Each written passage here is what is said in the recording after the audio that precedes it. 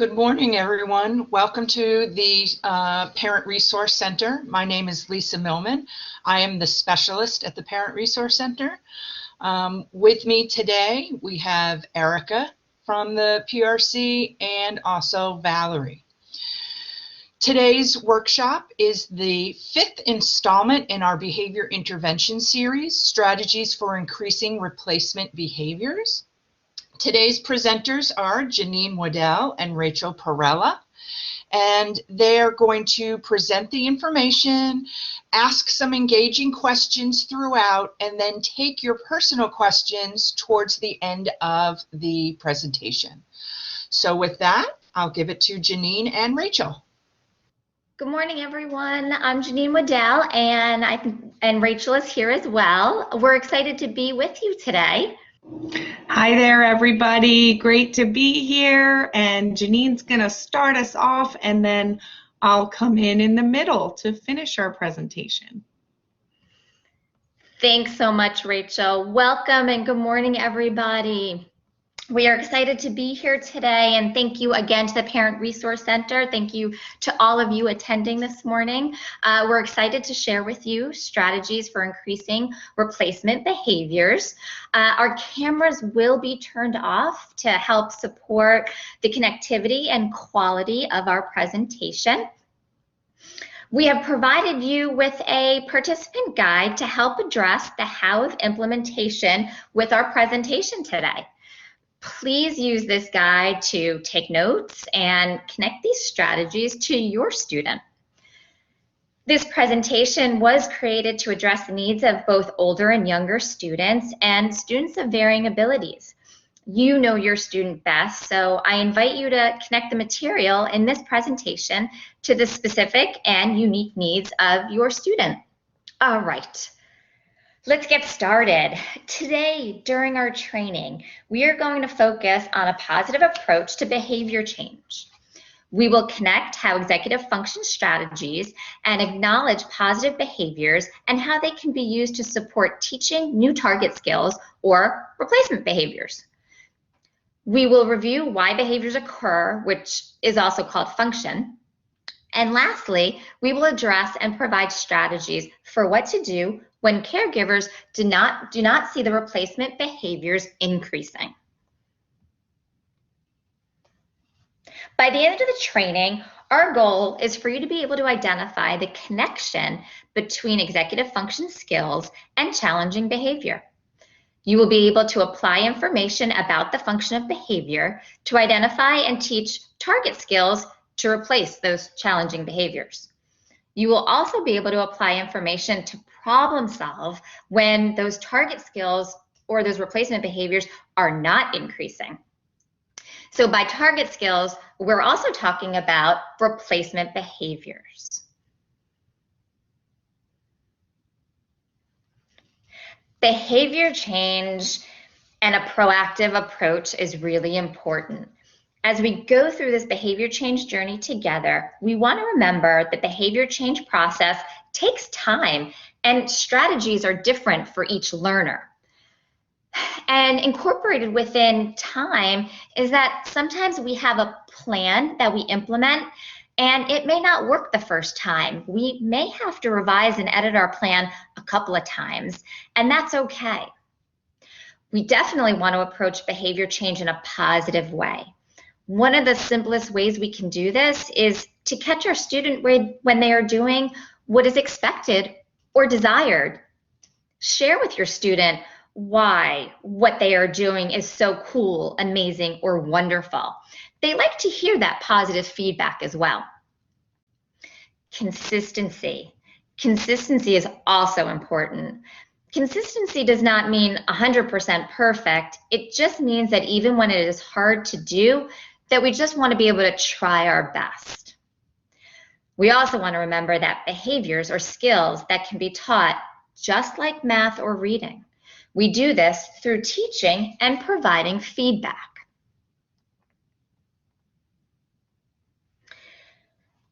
So now that you guys are here with us early this morning and partnering with us on this behavior change journey, I want to do a quick check-in with you by using the poll that comes up on the screen. Maybe you're ready to take on the day. Maybe you're still waking up with that fourth cup of coffee. But I want you to tell us which animal you relate to most. That first animal is our little kitty cat, and kitty cat's feeling a little annoyed right now. The dog is feeling a little bit exhausted. That tiger is feeling angry this morning. That baby elephant is super happy and jumping all around. And our next picture is our playful picture, our playful turtle. And our final picture is our dog who's looking pretty cool and chill and relaxed. I want you to use the poll that comes up on your screen to let me know how you're feeling. And Janine, I just wanted to add, we don't have 6 choices on our polls. So I did add in exhausted and relaxed. They're kind of together. So just if that's, just wanted to let. Perfect. Okay, I see our choices are up there. How are you feeling today? Looks like as the numbers are coming through, we have our number 2. Some of us are feeling exhausted and some of us are feeling relaxed. Those numbers are coming in pretty strong. Oh, and I'm so glad to see him following up the lead is happy. This is important information because it lets us know kind of where we are in our morning, where our thinking is, and behaviorally how we're feeling about how we're doing in the moment. So for some of us that are feeling exhausted right now, hang in there. We're going to do some activities throughout, so we'll keep it easy and we'll keep it going. And then for those of you that are feeling relaxed, we are glad that you're feeling that relaxed, bringing in the information that we're going to talk about today.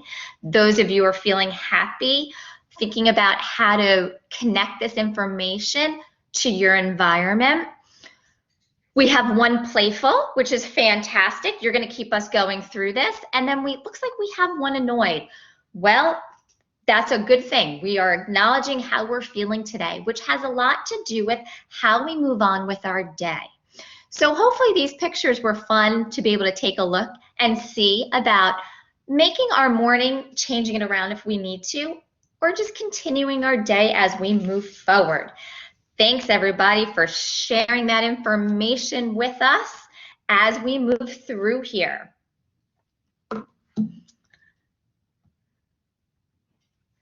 Our executive functions are really important to our everyday worlds.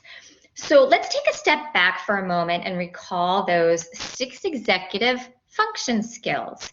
If you were not able to attend the Parent Resource Center training back in May, I encourage you to look back at the PRC YouTube page and view the training called Supporting Executive Functions at Home to help support your journey in this process.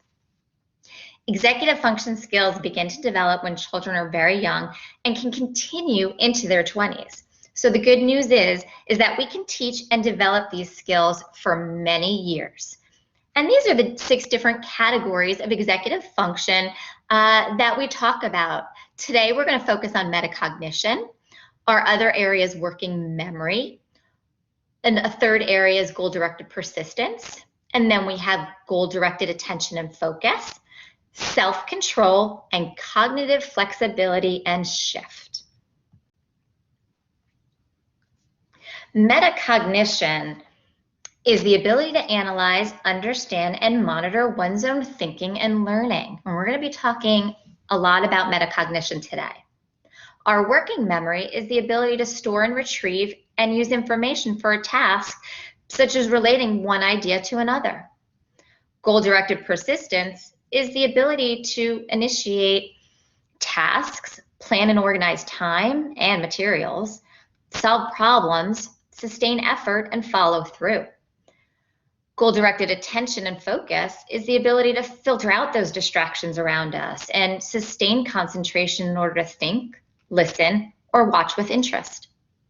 Self-control is the ability to inhibit and regulate our emotional and behavioral responses and read and respond to social situations.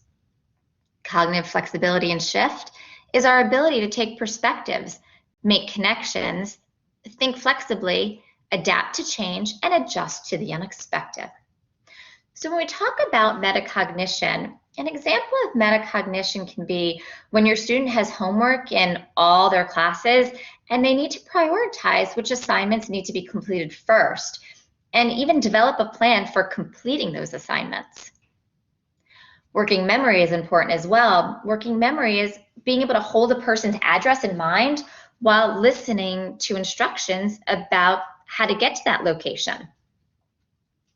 An example of goal-directed persistence would be setting reasonable and attainable goals. An example of goal-directed attention and focus would be tuning out those distractions while working. An example of self-control would be coping tools to manage stress, big emotions, or worrisome feelings. And finally, cognitive flexibility and shift, getting ready to have breakfast in the morning and there's no milk, or pouring that cup of coffee and there's no milk left. So thinking about how to be flexible and shifting through that situation. We know executive functions do not work in isolation, and they are often collaborating in order to drive our actions in real life. Today, we're going to discuss how self-control and metacognition relate to one another and how they relate to behavior. Please feel free to refer to your participant packet on page 1 to take notes on the next couple of slides.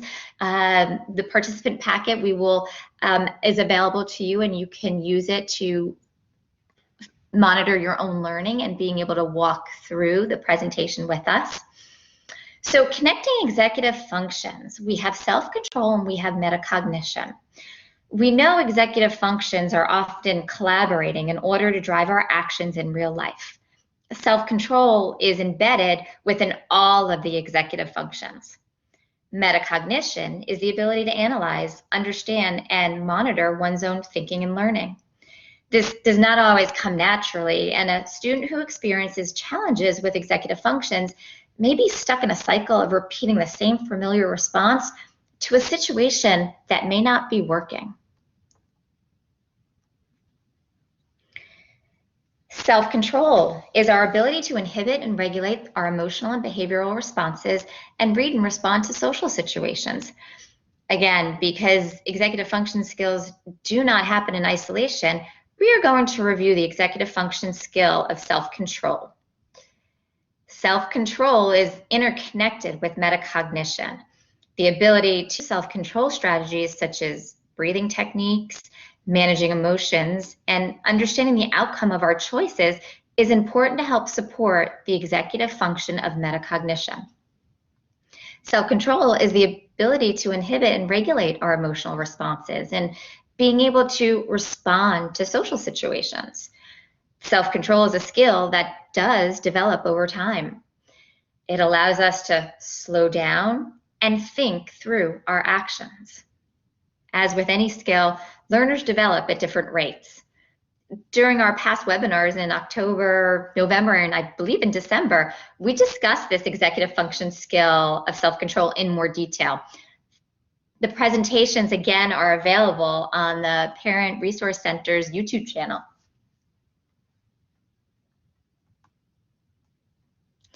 Metacognition is our ability to analyze, understand, and monitor one's own learning and thinking, knowing how to approach a task or challenging situation, and evaluating one's own progress.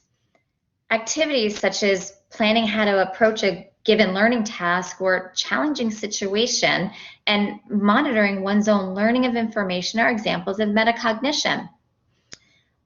Evaluating progress towards the completion of a task or making the choice of an expected behavior instead of an unexpected behavior are also metacognitive in nature. Metacognition is that ability to think about one's own thinking and learning. It provides your student with the opportunity to think about their general ability when given a task or a situation, what their competency is on that specific task, what their thinking is about what the outcomes are going to lead to. It also, metacognition allows us to think about, why was I not so successful with this task? Or why was I so successful? And being able to evaluate our personal outcomes and understanding the benefits of specific strategies. In this virtual learning environment, and even for some that are working virtually from home, there has been, you may have noticed, some differences in your metacognition. My students at home have learned about how they learn best and where in the house they learn best. My high schooler has come to the conclusion that sitting in her bedroom and learning virtually is not working for her because there's too many distractions. So she has had to come into the kitchen where there's nothing distracting so that she can do her best learning. I, a couple of years ago, encountered a student in kindergarten who was doing they were sitting in their centers and they were working in small groups. And she approached the teacher and asked the teacher if she could sit in the library area on the beanbag to finish her work because she wasn't doing her best work around her peers who were talking at that time. So metacognition gives us that ability to think about our own learning and information and how we're processing it. Just like a little while ago, we asked you how you were feeling.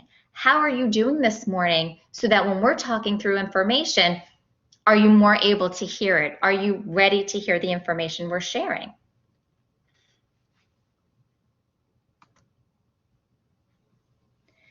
Identifying our metacognitive skills and strategies is really important. We want to take a look at identifying what the problem may be, being able to plan, being able to self-monitor, and even being able to self-evaluate. So identifying a problem can include your student sharing their thinking out loud with another individual, or thinking it through with journaling, or talking it through themselves. Being able to teach our children and our students a set of questions to ask themselves, which can be self-talk or maybe even talking out loud when confronted with a problem situation. Some questions they may ask themselves, maybe, what's the problem here? And being able to define that problem and ask themselves, okay, so what is my plan? So when my high schooler realized that she was not able to work within her bedroom environment, that she wasn't being successful, she talked through out loud that her environment in her bedroom was too distracting. So her plan was to find an environment at home, in the house, that did not have distractions for her, which is why she chose the kitchen. So she went through that problem-solving process. She identified the problem, and then she was able to plan a possible solution. So then we want to ask ourselves that self-monitoring component. Am I following my plan? We as caregivers could then prompt our student to go through these set of questions when problem situations arise. Having our students developing monitoring checklists or working with them to create checklists and then prompt them to use them is a great tool to help support their metacognition, and then gradually fading some of those prompts. And then that self-evaluation. How did I do? Being able to ask ourselves that question and reflect. That's our self-evaluation component. Our students can log reflections and successes in journals. They can celebrate successes through discussions with us. My daughter was able to see that she was able to use checklists to see if she was successful by changing her environment. And then she was able to see on those checklists that, oh my gosh, I am being more productive and I am getting more stuff done in a shorter time frame than I was before. And then that self-evaluation, being able to reflect upon, how did I do? Her reflections, she happens to do in a journal. She will write her reflections down in it's like a little small composition book that she has. And she reflects that way by being able to write down and say, this worked for me because the distractions were gone, because I'm checking off more on my checklist. So being able to identify that problem, plan, self-monitor, and self-evaluate are really important skills for metacognition.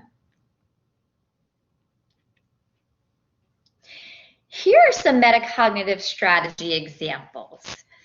The plan and do I understand strategies can be found on page 2 of your participant guide. The first strategy, called plan, could be used as a visual checklist for an academic task. It could be used for a chore or a personal goal. And when we take a look at this visual for plan, it asks the question, what will I do? How will I do it? And am I done? For our students that like to have that visual support, we also have the visuals there to support them. For our older students, we could have just the text and they can check off on the boxes to the left. The second strategy may look a little familiar to you if you've attended some of our trainings. This is the contingency map. It assists the student to think about or plan a course of action based on choices. This is problem solving for them.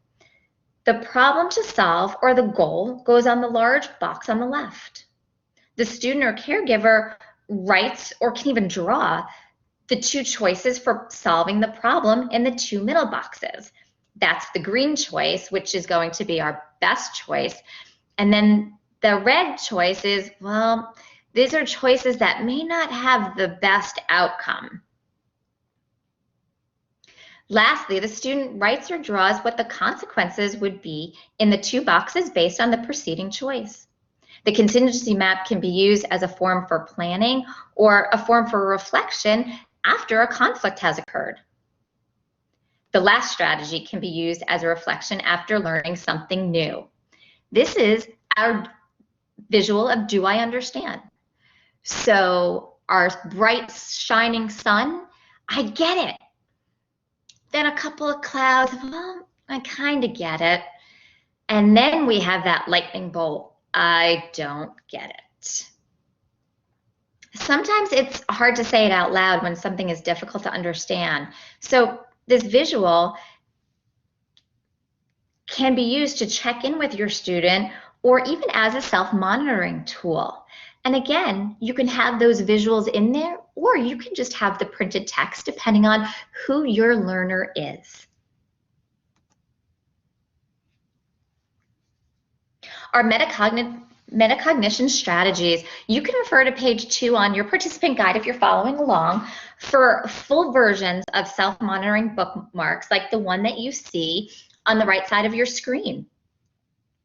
All 3 of these visuals presented are strategies that can be used to teach metacognition. Journals can be used to plan academic and personal goals.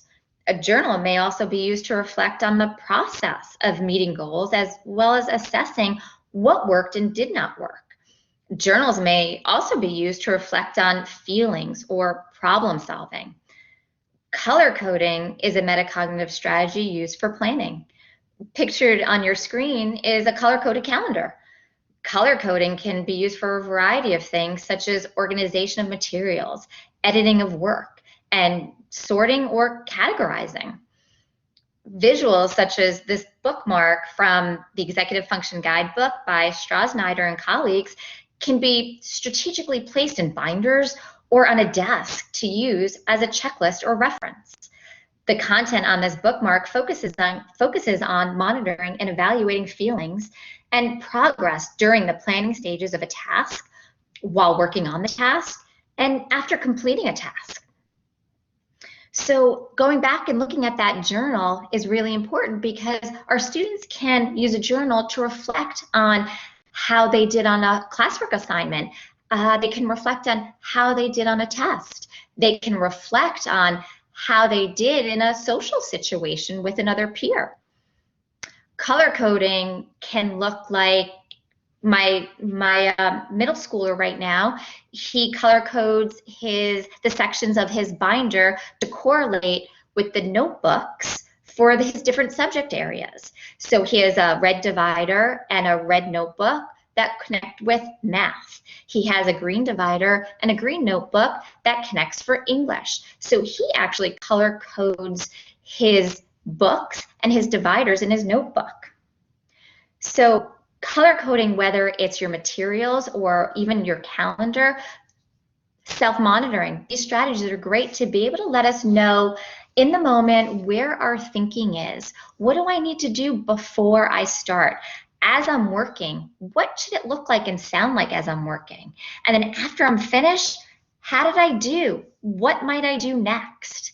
So it really helps with metacognition strategies to think about how we're doing with our learning. As you reflect on the information we're talking about with metacognition, is there an area of metacognition you would like to work on more specifically with your student? If so, let's use your agree button to let us know. If you want, make a note on your participant guide in the specific area you would like to focus on. So if so I'm seeing some areas of metacognition. I just use my agree button to show that, I see some agree button, that there are some areas that you may want to continue working on or look at with your student. Yeah, I'm seeing some more agree buttons. Fantastic. Utilize your participant guide and write those notes now so you don't forget what your goals are and what you're thinking about for your student.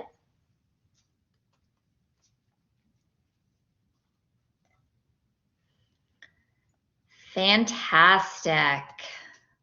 Thanks everybody for sharing your information.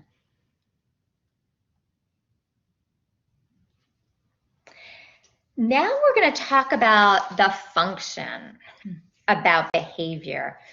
As we talked about, a student who experiences challenges with metacognition may be stuck in a cycle of repeating the same familiar response to a situation that's not working. Teaching how to analyze, understand, and monitor one's own thinking and learning through our executive function skill of metacognition helps with addressing our executive function challenge.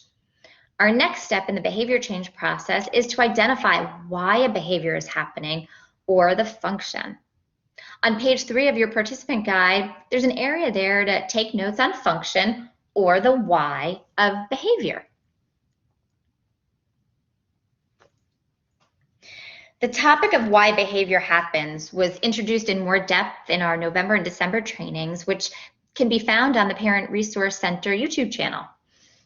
So let's take a look at functions of behavior. Identifying why a behavior happens requires observation of the behavior and noticing repeated patterns. When engaging in this process, we may need to reach out to our school resources for support with behavior that may be of a high intensity and or unsafe. The function of behavior is what we do or get or obtain or escape or avoid. Attention, a task, an activity, or an item, or even some sensory stimulation. This chart is a great way to break down the concept of get, obtain, and escape, avoid. The good news is knowing the function of a challenging behavior is our key for change. A replacement behavior or expected behavior can be identified to serve the same function as the challenging behavior. The expected behavior can be taught, and this is great news. By teaching active behaviors to replace challenging behaviors, you are also supporting the development of your students' executive function skills. Replacement behaviors are also called target skills. On page 3 and 4 of your participant guide, you have an area to be able to take notes on replacement behavior and target skills. Replacement behaviors build a bridge for your student to develop adaptive behaviors, which we will talk about in the next slide. Metacognition is needed during the behavior change process to self-regulate and to problem solve, as well as to evaluate one's own behavior and thinking. Keep in mind that executive functions do not work in isolation, and other executive functions may be working together during the behavior change process. So what is a replacement behavior? A replacement behavior is an appropriate alternative to the problem behavior and has the same function as the challenging behavior. If a challenging behavior of hitting a sibling is functioning as access to a favorite spot on the sofa, which is access to an item, then an appropriate replacement behavior could be for the caregiver to provide an extra comfy and very special pillow and blanket that can be used in maybe a different location of the same room. Again, replacement behavior, we want to be able to have it serve the same function as the challenging behavior, which those functions are to either get or obtain something, or possibly escape or avoid something. And we always want to make sure we're teaching replacement behaviors. It definitely takes time and practice to change the problem behavior into something that is more socially appropriate. The replacement behavior is a stepping stone the student takes on the path to that desired behavior. A replacement behavior is an appropriate alternative to the problem behavior, but it's not necessarily the end goal or the absolute desired behavior. The replacement behavior is easier for the child to perform. We are going to share some examples of replacement behavior. Please remember that the behavior change process takes time and that behaviors are skills that can be taught. The adaptive behavior would be the ideal goal that your student should exhibit.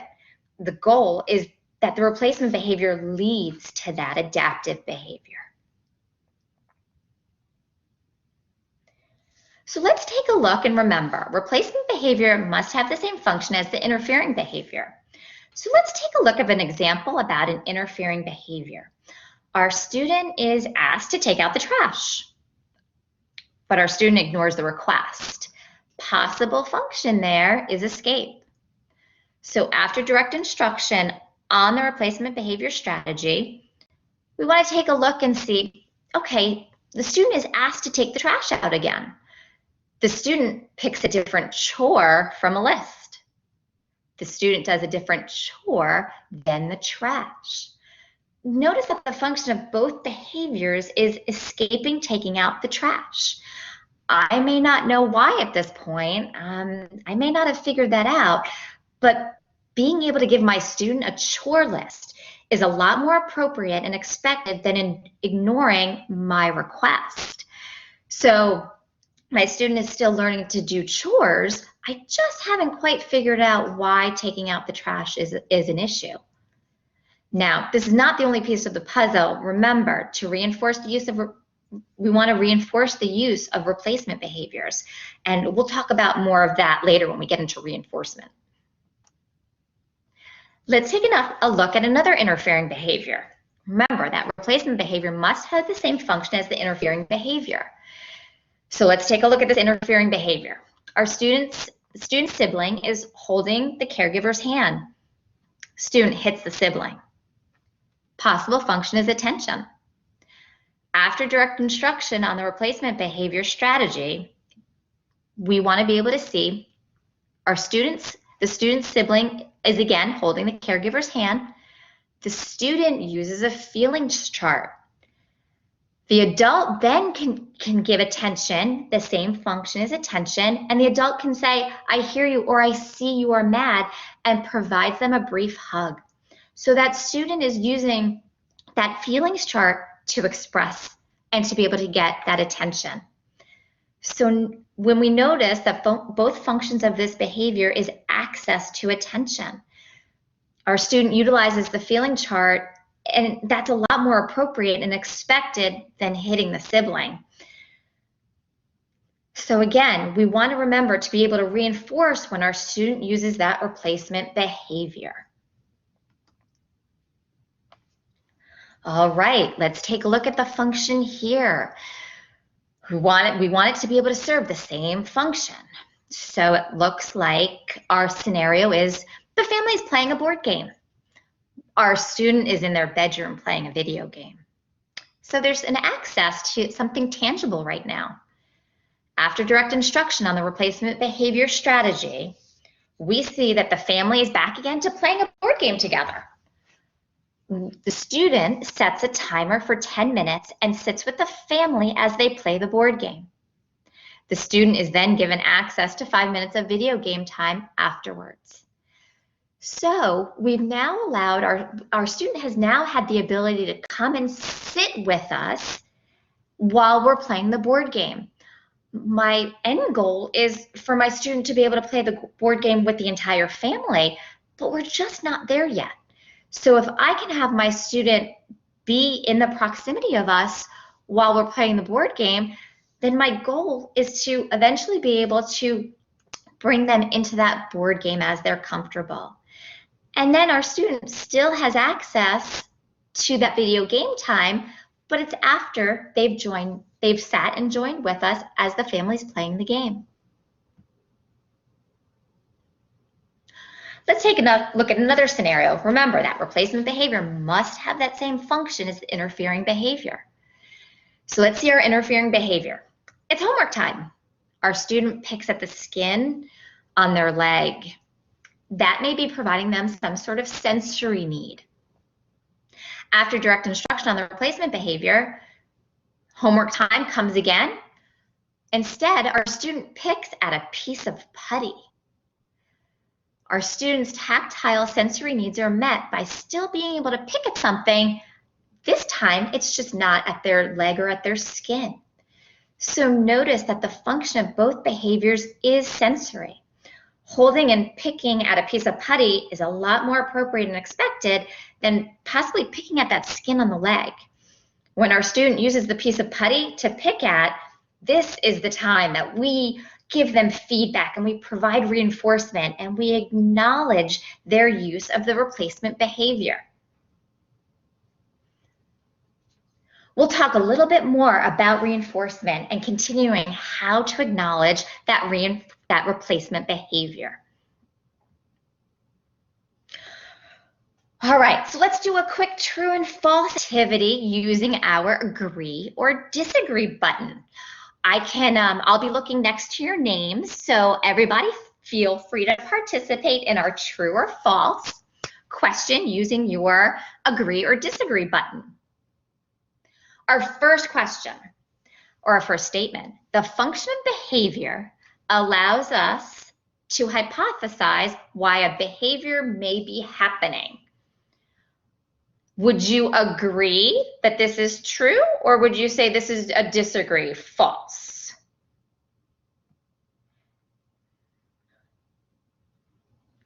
The function of behavior allows us to hypothesize why a behavior may be happening. I see some agrees coming through. Very nice. I see a lot of green buttons. My goodness, you're using your metacognition, you're taking in the information, you're connecting what you're learning to this statement.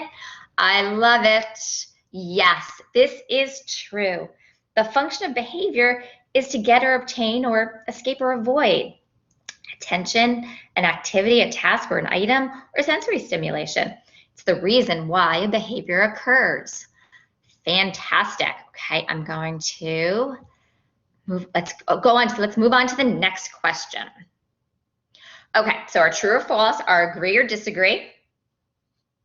The function of behavior and replacement behavior are the same thing and can be used interchangeably. Do we think this is a true agree or false disagree? The function of behavior and replacement behavior are the same thing and can be used interchangeably. I see our disagree buttons coming through. So this is going to be false. The function of behavior is why a behavior may occur. The replacement behavior is the target skill or the expected behavior that will be taught that serves the same function as the challenging behavior. All right, I'm going to clear off my button. We're going to move on to the next question. The next true and false. All right, true or false, agree or disagree. The replacement behavior or target skill can be viewed as a stepping stone to the adaptive behavior. Do we agree or disagree?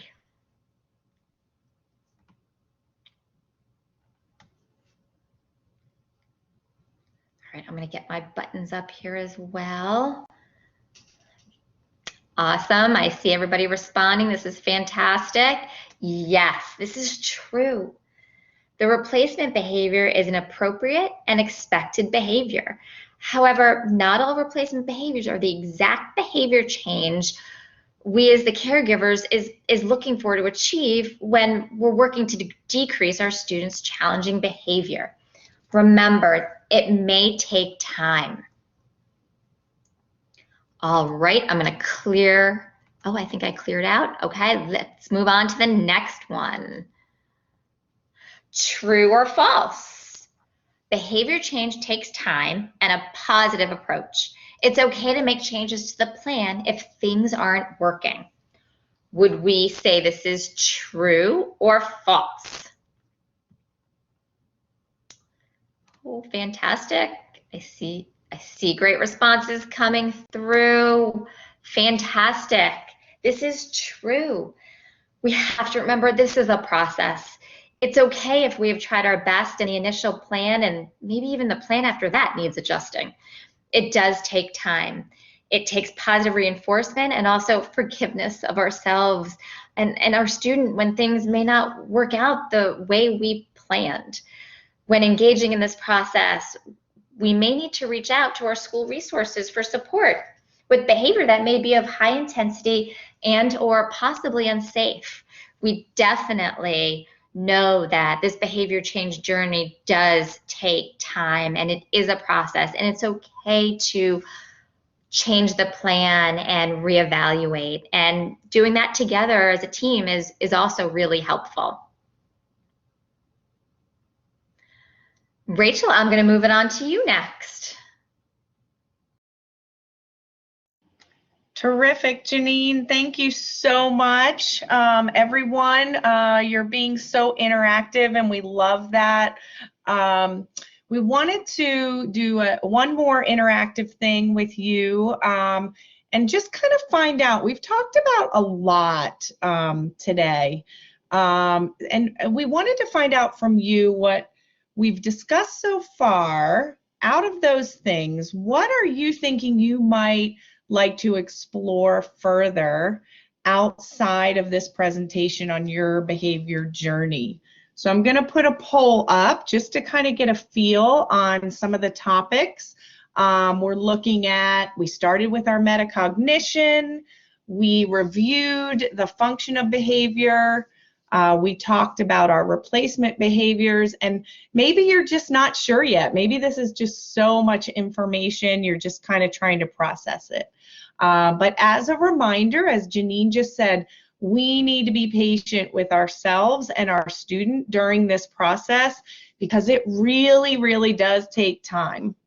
So I'm going to put our poll up and feel free to answer in the topic area you are most interested in.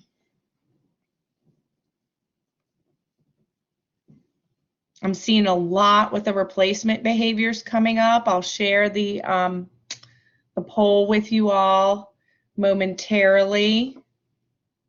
We're looking at metacognition, the function, what do we do to replace those behaviors, and not really sure yet.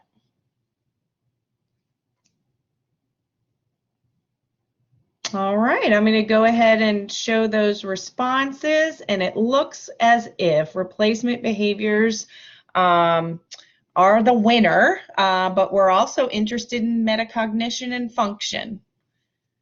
So we're glad to get that feedback to see that there are some areas you'd like to explore further. So thank you.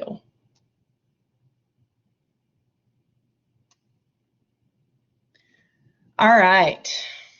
Teaching that replacement behavior. This is where we're getting down into the details, okay? We've gone through how executive functions interact with each other in order to drive our actions.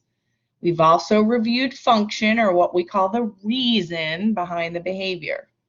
We dove a bit deeper into what a replacement behavior is, which is an appropriate alternative. It may not be the exact behavior we're looking for in the end, but it is an appropriate alternative or something that's a stepping stone to get us to where we want to be. And while this is all good to know, the deal is we actually have to teach that replacement behavior. We can identify it. We just can't be sure that students know how or when to perform that replacement behavior. So looking at this, this list, this process, we need to label and identify that skill, that replacement behavior. We need to plan and discuss the why, the rationale with our student at their level, of course. We need to explicitly teach, model, and practice, provide feedback that's specific, and then also highly likely that positive reinforcement may need to be brought into the scenario. And we'll go into a little more detail on each of these. All right, so if we're labeling and identifying the target skill, okay, we are clearly defining that behavior. The challenging behavior, we are determining that function and then clearly defining the replacement behavior that we would like to see. So an example of this might be when it's time to do homework in the kitchen, the student goes to their bedroom and closes the door. This may sound familiar to some of you. The student's caregiver has noted that this has happened on 7 occasions when they tell the student that it's time to work on that homework. And the student stays in their room and comes out later, and what we're seeing is the student regularly has missing assignments when it comes to homework. So the behavior might be defined in this case as leaving the kitchen during homework time and going to the bedroom. Since the caregiver has seen this pattern and also observed that the homework does not get completed, the caregiver may determine that there's a possible function of escape, okay? And the student may not have any other strategies to help them escape other than to kind of slip out and head to their bedroom when they're asked to do homework. And at this point, the behavior may be working for the student to get out of doing their homework if eventually the homework is not completed at all. So the caregiver might decide that the student will be provided with the option to ask for a break during homework time. This may allow the student to briefly escape from doing their homework. Additionally, the parent may decide to implement the use of a visual timer. Some of you may be familiar with a visual timer. That's a timer where the ones I've seen are red, and that the time is set, and with each minute that red block gets smaller and smaller to be able to see that passage of time. In this case, the replacement behavior is going to be defined as asking for a break using a visual card. So a different student might use a regular timer or a timer on their phone instead of a visual timer. And they may just use words to ask for a break. But the idea is we develop a system that meets the needs of that individual.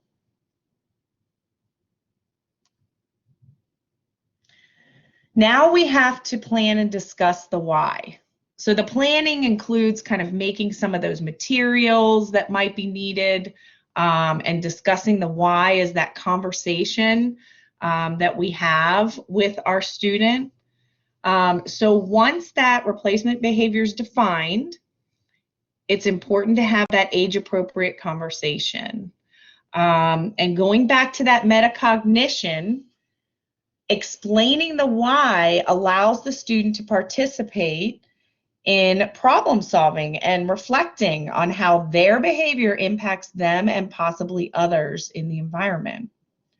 When students can understand and explain why, they're more apt to comprehend the reason for using the replacement behavior, and hopefully, we're hoping, catch themselves in the moment when it's time to use that target skill. So for our example mentioned in the earlier slide, the students not completing their homework. So discussing how that impacts their learning, their achievement, and why achievement is important is a good start. The wording used in your discussion obviously should match our age or developmental level. And additionally, the student may need an if-then type of conversation. So if there's a certain activity that they're typically trying to get access to, or an item, it may be part of that why is, if you want to do this, then you need to do this, right? Or if you do this, then you can do that. So this is where positive reinforcement might also come in, but again, more on that later. But the end goal with planning and providing a reason is to ensure that the student understands the importance of changing their behavior, and the hope is that they begin to see that why. And then the other part is the planning. So that can include creating those materials. So in the case of our student example, I had mentioned a visual card could be created for the student to request the break. There might be a checklist of some sort that's created. A motivating graphic or favorite character could be put on the visual card or checklist. And additionally, as I mentioned, with that checklist, it would look like the steps for asking for a break. And we'll show you a visual of that shortly. All right, now we need to explicitly teach. We're going to talk about the importance of the skill again. We're going to remind from step 2, and we're going to outline our steps and provide a visual if needed. And the idea is this. Sure, we can say, hey, you're going to give me this card and ask for your break, but merely coming up with that plan and telling our student to do that is not enough. And we've all been there. If they had that target skill, we would not be problem solving a challenging behavior. So the replacement behavior and our expectations need to be taught. So for the student example we've been talking about, the replacement behavior or target skill that the student will demonstrate is asking for a break using a visual card. So I'm going to describe a possible procedure for teaching that. And keep in mind that in this case, this particular student is using a visual card. Another student may use a different format for asking for a break. Okay? So again, we're going to talk about our reasons why, okay, right before we teach. And for this student, it might be that this student's looking to, increase their opportunities to talk with friends. So we might pull in that when we do our homework and we do the things that we need to do for school, we learn new things that we can talk about with our friends. Doing my assignments may help to reach my goal of, and that is whatever the student's motivation is. It may be as simple as earning some sort of a reinforcer. It may have to do with a specific grade, or even a conversation about how doing this will help towards working towards a desired career. It's just coming up with what the students' goals might be for themselves and tying it to that behavior. We might even talk about finishing something helps us to be less worried in class, okay? We might have a student that is not doing the homework, and then they are in class and they feel anxious about that. The teacher might call on them, so tying in how do you feel when it is done? How do you feel when it's not done? And then lastly, looking at that reinforcement, when the work's done, I can do that preferred activity or have access to some sort of item that I like to do all the time. The next step, though, in this case, would possibly be providing a checklist of the steps. So what's it look like to ask for a break? Well, first, you're going to give me a card. Second, I'm going to set the timer for such and such number of minutes, 3 minutes, 5 minutes. Then the student takes their break. When the timer goes off, the student goes back to the homework table. They can ask for help, and they can ask for a break again if they need to. Remember, we're trying to get that behavior happening, and then we'll deal with procedures as they need to be adjusted. Sometimes we need to set a number of times a student asks for a break. Sometimes we need to adjust our time frames. But again, just clearly outlining what does it look like to do that behavior. And again, as I referenced earlier, it may involve a visual, and we're going to show you that momentarily.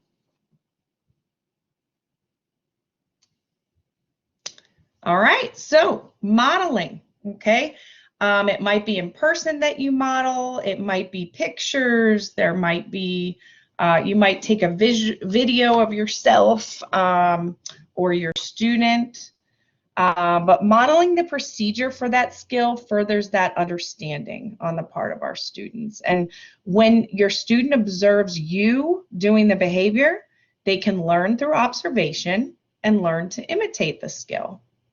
So in the case of our student example, the caregiver could model the steps from the homework location, starting right there, by asking for a break using that visual card and following all the steps on the checklist and returning to the break area.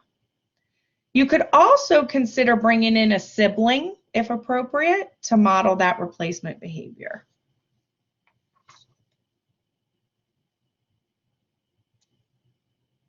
All right, and practice, practice, practice. We cannot just model it once. We need ample opportunities to practice that behavior. It's essential for the learning, and we may even need to contrive situations if needed. And role play is always fun, and it's interactive. So you can bring in family members with that as well. So again, we can use role play, we could use a checklist, we could have a video of the student, so we could say, hey, I want to take a video of you practicing, show me your steps, using our phone or other device. We can't just role play once and expect the behavior to be learned. So in the case of our student example, the caregiver could choose to use role play as a practice strategy. Role play could be started with the caregiver or sibling acting as the student, and then you could flip-flop the roles and vice versa.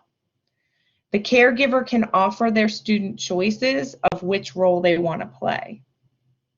So you might need to contrive something. So in this case, it might be that the caregiver is working hard at their computer and they say out loud that they're very tired from working so hard on a work project, and they can ask their student what they should do and maybe guide them, prompt them to the suggesting taking that break, and a role play opportunity could occur in that situation if the caregiver used the break card to ask for a break. So sometimes we just kind of have to get creative. But the idea is practice, practice, and practice.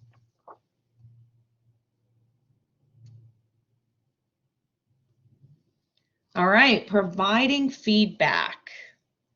We need to do it in a timely manner, positively, and we kind of need to use our radar to see where our student is at that moment. So it's important not to rush our student and work through the steps of a skill slowly and in a positive way.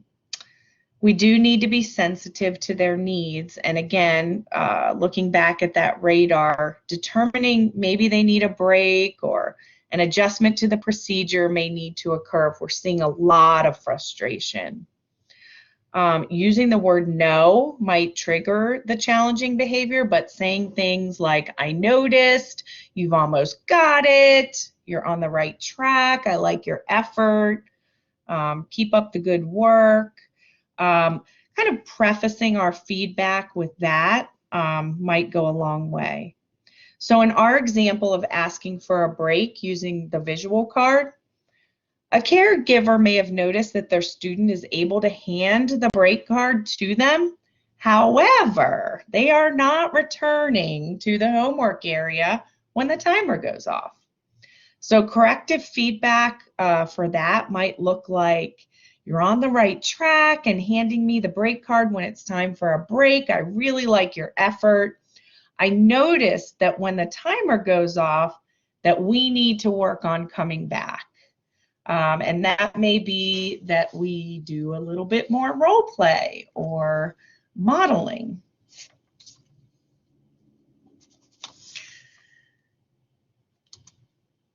And our last step in this process is that positive reinforcement. I don't know if you've heard this quote. We use it a lot in our trainings, and it's so true. It's even true of ourselves. Behavior goes where reinforcement flows. So this is a quote from Aubrey Daniels. He owns a performance management consulting company, and definitely he is an expert in the field on the topic of reinforcement. Reinforcement is when a behavior is followed by a reinforcer, and as a result, there's an increase in the frequency of that behavior. So in other words, we can confirm it's reinforcement when the behavior increases because of that consequence of either adding or subtracting something from the environment. So reinforcement occurs with both challenging behaviors and expected behaviors. So when Janine was talking about the function of behavior, and she showed you the two examples for each, where you could take a escape function and then turn it into a more appropriate behavior, getting that escape function. That's what we're talking about when we say that it can happen with challenging behaviors and expected behaviors. So please refer to your participant guide on page 4 to take notes on reinforcement as we go through the next slides. All right, this is one of my favorite new visuals that our office started putting into our reinforcement presentations. I love this because it really resonated with me that we need to have this balance of reinforcement with the demands that we are placing on ourselves and on our students. So a proactive strategy for teaching is to kind of look at this ratio. So when we have an increase in demands without an increase in reinforcement, you can almost guarantee that there will be behavior challenges. And when we have this imbalance between demands and reinforcement with adults, we call it burnout. When it happens to kids, including teenagers, we can expect challenging behaviors as they struggle to figure out how to cope with learning a new replacement behavior. So for example, if your student is used to hitting their sibling when they are sitting in their favorite spot on the couch and getting that favorite spot, we may need to consider not only teaching and practicing that new replacement behavior, but also providing reinforcement when we see that replacement behavior.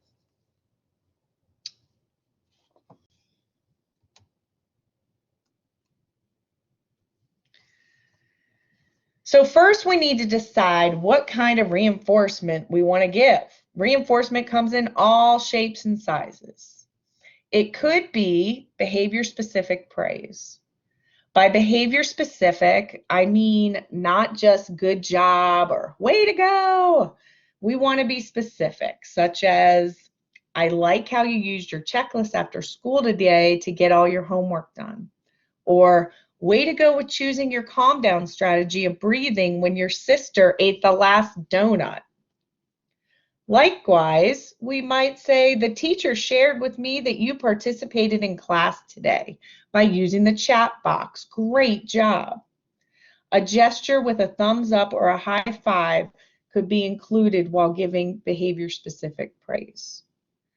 By giving behavior-specific praise, your student knows exactly what it is that you are acknowledging and reinforcing, and it makes it more authentic. A special activity such as a game with a family member or access to something that is tangible, such as a new book or use of an electronic device, are also examples of reinforcers. Something really important to remember during this teaching process for the replacement behavior, though, is that if your student is accessing a strong reinforcer frequently, you may want to consider looking at some new reinforcers or having a little bit less access to that strong reinforcer and providing that when you see that replacement behavior. All right, so just like we have a procedure for teaching that replacement behavior, we've provided a brief procedure for you for reinforcing positive behaviors. Decide, label, deliver. So we need to decide what the reinforcer will be, when you will reinforce, and what behaviors you will reinforce. So you've already done that when you have worked through your plan for teaching your replacement behavior. You have identified that behavior that you will reinforce. And just, I forgot to mention, we go into a little more detail in this process in our December training. So please feel free to refer back to that if you'd like a deeper dive into reinforcing positive behaviors. So we decide what the reinforcer will be, when we'll reinforce, and what behaviors. We label the behavior for the student. So we've defined that, it's what we talked about earlier, and we deliver that reinforcement immediately when the behavior occurs. So if your student procrastinates and at times does not brush their teeth before bed, you might decide, and so our decide factors are brushing teeth before bed, the reinforcer will be a high five, and behavior-specific praise will go along with that. You might label the expectation by saying the expectation is to brush your teeth at 7:45 p.m. and deliver, provide a high five and love how you brush your teeth right at 7:45. All right. So here's our demand reinforcement ratio, and it's balanced. As we are intentional about our demands and reinforcement, we can help shape those replacement behaviors while minimizing and preventing some of those challenging behaviors. As demands increase, so must reinforcement. When this balance occurs, it is hoped that we see more of the replacement behavior we're looking for.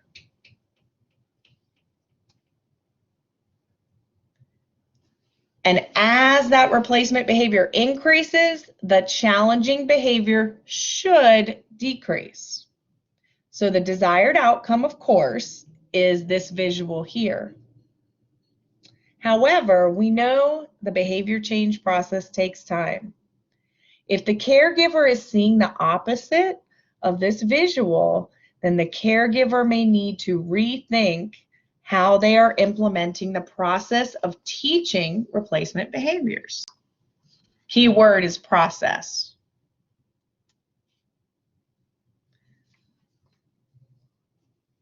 Target skills are often difficult to learn. Otherwise, we would not have to teach them. If the caregiver is not seeing the target skill being demonstrated, there are some questions to ask. And these are our questions.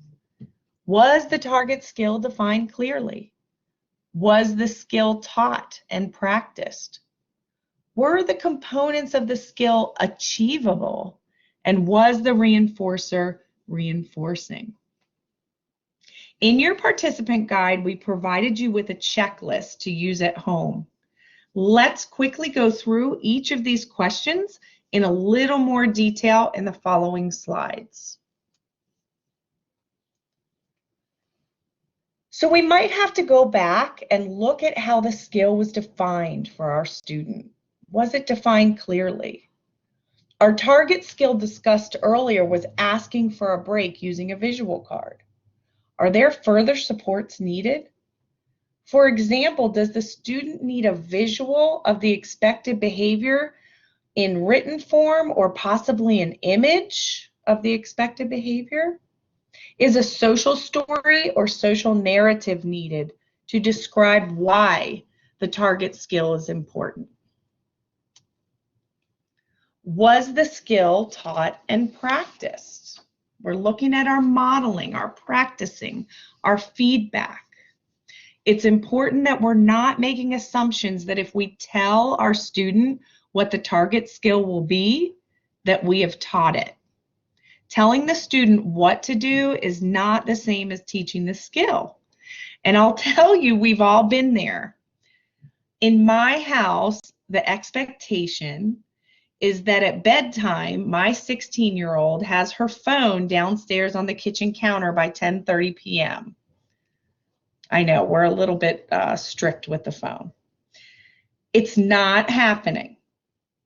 We have to give a lot of reminders, and sometimes we have conflict.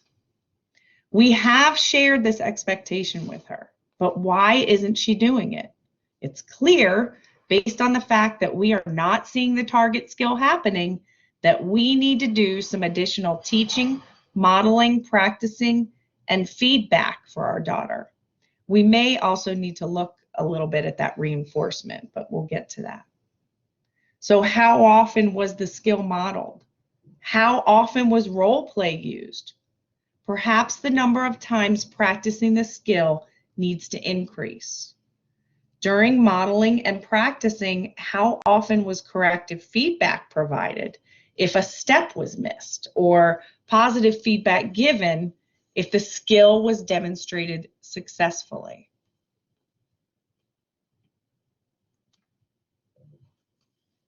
Were the components of the skill achievable? If the target skill has been defined clearly and it has been taught and practiced, we may need to consider whether or not the skill itself needs to be adjusted. So we asked our student in our example to take a break using a visual and a checklist of steps. These are the steps that I referred to earlier was provided.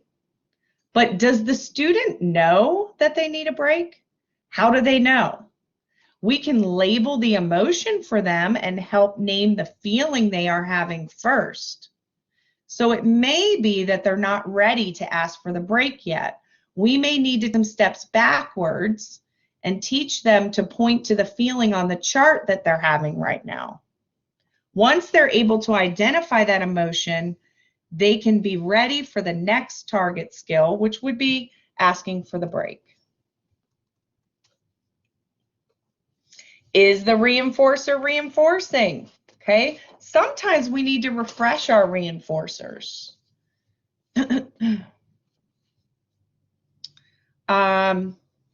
Sorry, I've had a little glitch in my, there we go. So did we invite our student to participate in what the reinforcers would be, or did we decide them? If the replacement behaviors are not increasing, we may find a situation where the reinforcer is not motivating. So we may need to ask their preferences, observe them and the activities that they're engaging in over the next day or two, introduce them maybe to some new items. One of my coworkers has a teenager that likes to code on his computer, so she got him magazines related to coding. It's been a great way to support that reading. and provide him with a different way to access his favorite interest. Highly reinforcing activities, as a reminder, and items should not be accessible to the student at all times if we want to include them as reinforcers as part of our teaching process. So again, you'll see that you have access to this checklist in your participant guide. So you may need to go back, our caregivers may need to go back and consider those reasons why that replacement behavior is not working. It's a great strategy, metacognitive strategy for ourselves to reflect on our processes and where skills might need to be refined. So if we look again, was the target skill defined clearly? Was it taught in practice? Was it achievable? Is the reinforcer reinforcing? And very important is to be patient with ourselves and our student as we're going through that process. So our take-home message as we wrap up, there are some key points we'd like to highlight. Behaviors are communication. We know that executive functions play a role in behavior change, so we sometimes need to teach some of those strategies. Replacement behaviors should be modeled, practiced, and taught. We need to include that reinforcement, that decide, label, and deliver, and review our problem-solving strategies as needed using our checklist if you find that to be helpful. We'd like to thank the Parent Resource Center for their partnership. We'd like to thank you for your partnership as well. We look forward to seeing you all at the next training on February 18th. Our topic will be tips to see an increase in following directions. And at this time, the Parent Resource Center is going to open up the chat box for you now, and we are here to answer any questions that you may have. We have 3 behavior intervention services folks here who can jump in and answer your questions. Ladies, thank you so much. As Rachel said, the chat is open. So go ahead and put your questions in, and then we can answer them.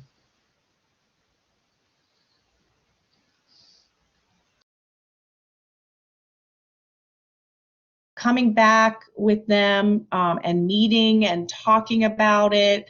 I think that sometimes our presence in that reflection process or developing those goals is so important in the beginning, and then you can start to kind of pull back with that, with those checklists, and maybe have them look at it first, and then you come in and look at their reflection or their checklist.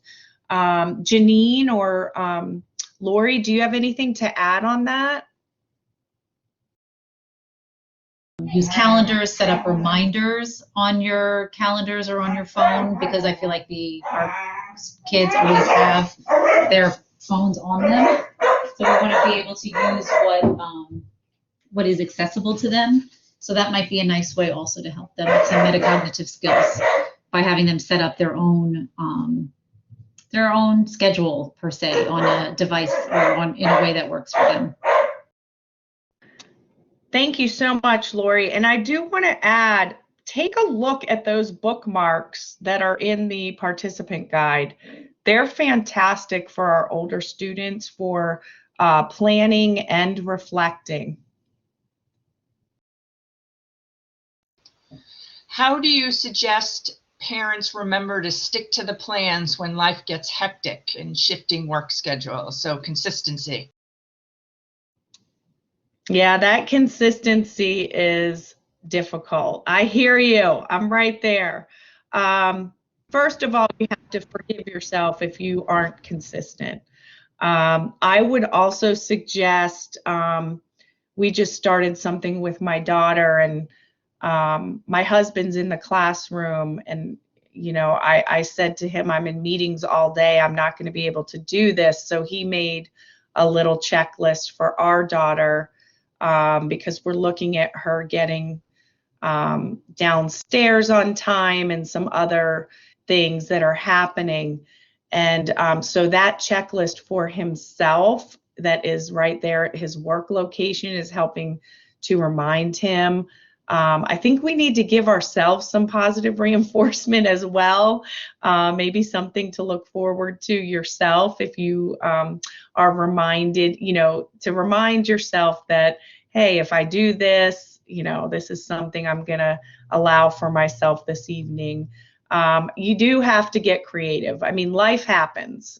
So forgive yourself and just do it again tomorrow. And our last question is, what would be some good reinforcements, for example, for my daughter not turning in her cell phone at night? Well, that's a great question. Reinforcers are going to be unique. So again, with this question, you probably know better what your daughter or child prefers. My daughter might enjoy, being able to get nails done together. She got a new nail machine for Christmas. It might be, access to her cell phone that next day, or extra time. It just kind of depends on what the motivation is for your particular student. All right, ladies, thank you so much. We appreciate your time and energy, and we look forward to the 6th installment. Great. Thank you all so much. This has been wonderful. I love it. We'll see you next time.